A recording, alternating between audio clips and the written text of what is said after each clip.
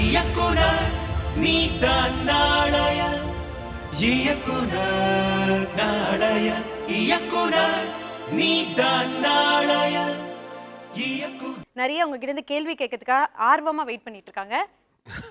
வில்லங்கம் எதுவும் கேட்டுறாதீங்க.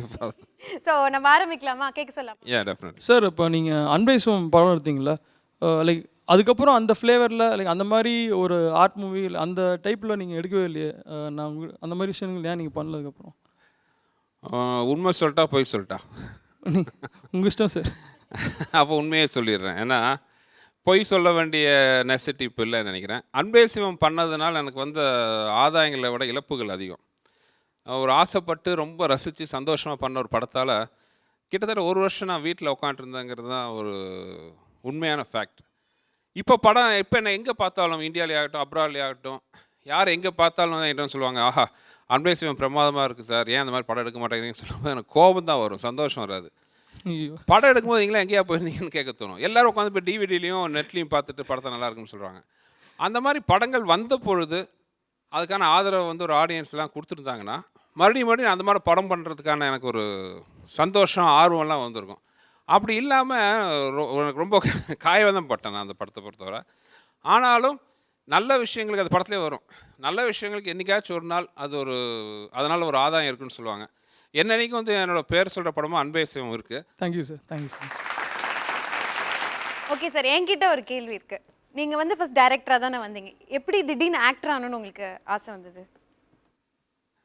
பேசிக்காக என்னோடய கேரக்டர் வந்து ஒரு சீக்கிரம் எந்த விஷயத்துலையும் அங்கே போர் அடிச்சிடும். ஒரு ரெஸ்ட்லெஸ் ஃபெலோ. ஒரே வேலையை பண்ணிகிட்டு இருக்கிறது கொஞ்சம் போர். அதனால தான் என் படங்கள் கூட பார்த்தீங்கன்னா டக்குன்னு ஒரு 2 மாதத்தில் முடிச்சிடுவேன் நான்.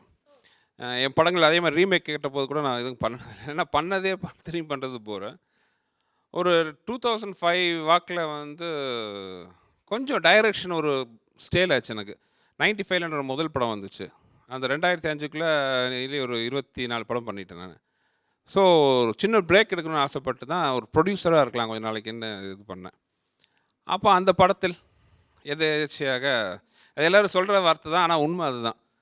நடிக்க வேண்டியதாக போச்சு. நான் ஆக்சுவலாக என்ன நினச்சேன்னா அந்த படம் எடுக்கும்போது நம்ம மூஞ்செல்லாம் யார் பார்க்க போகிறாங்க, இந்த படம் ஓட போகிறது இல்லைன்ட்டு சேஃப்டிக்கு மாதவனுக்கு ரீமாஸ் எல்லாம் கமிட் பண்ணி ஒரு படம் ஆரம்பிச்சு வச்சிட்டேன் சேஃப்டிக்கு, ஷூட்டிங் போகாமல். பட் அந்த தலைநகரம் வந்து நல்லா ஓடினோடனே இப்போ இந்த படம் ஆரம்பிக்க வேண்டிய ஒரு சூழ்நிலை வேறு. ஒரு பக்கம் படம் நடிக்க நிறைய பேர் கேட்டுருக்காங்க. அப்போ வந்து ரொம்ப ஃபீலிங் ஆச்சு எனக்கு, என்னடா மறுபடியும் டைரக்ஷன் பண்ண வேண்டியதாக போச்சு அப்படின்ட்டு. அது ஒரு ஜாலியாக இருந்துச்சு. ஆனால் அதுக்கப்புறம் பார்த்தீங்கன்னா என்னதான் இருந்தாலும் ஐ மிஸ்டு டைரக்ஷன். என்னதான் இருந்தாலும் நம்மளோட அது இங்கே இருக்கிற டைரக்டர்ஸ்க்கு ஃப்யூச்சர் டைரக்டர்ஸ் எல்லாருக்குமே அந்த அனுபவம் வந்திருக்கும். ஒரு ஒரு குழந்தை உருவாக்கி பார்க்குற தாய்க்கு எவ்வளோ சந்தோஷமோ அந்த சந்தோஷம் தான் அந்த டைரக்ஷனும். நம்ம மைண்டில் வந்து ஒரு பொறி மாதிரி வர்ற சின்ன நாட் டெவலப் ஆகி ஒரு படமாகி ஒரு 100-200 பேர் உழைப்பில் வந்து அது ஒரு ஃபைனல் வெர்ஷன் பார்க்கும்போது வர சந்தோஷத்துக்கு ஈடு என்ன எதுவுமே கிடையாது. கண்டிப்பாக. Okay sir, thank you so much இவ்வளோ பொறுமையாக எங்களுக்கு பதில் சொன்னதுக்கு.